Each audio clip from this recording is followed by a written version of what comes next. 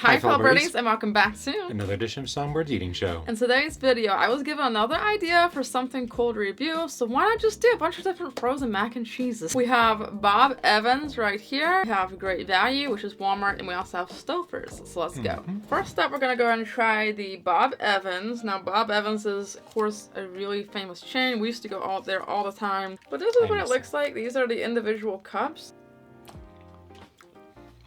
Okay, I like the nice little punch it's got there.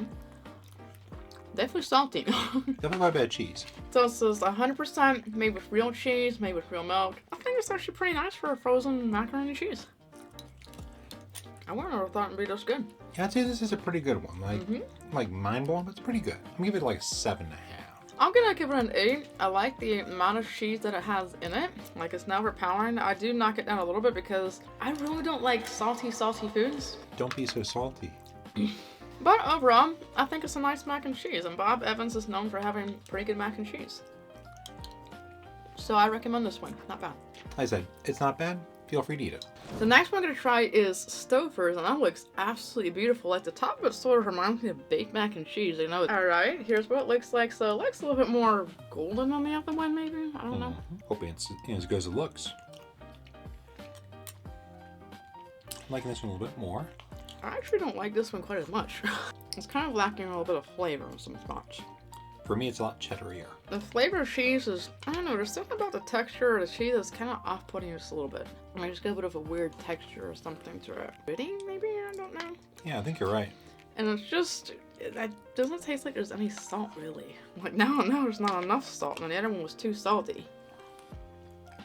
There's just not really too much going on with this. Like, the cheese is good, but like, just so the texture and then there's not enough salt. That's my only complaints. For me, it's a small step up, but not a big one. Still, I'll give it an 8. I'm gonna give it like 6.5. I've definitely had better mac and cheeses than this. There's something right off balance. I was expecting Stouffers to be good. It is not equal to your mac and cheese. Not my Greek yogurt mac and cheese, guys. No. We're gonna actually try the Walmart van. Alright, here's what it looks like. So let's take a bite. This is definitely better in texture. Not too salty. I like the taste of the cheese. This is actually pretty good.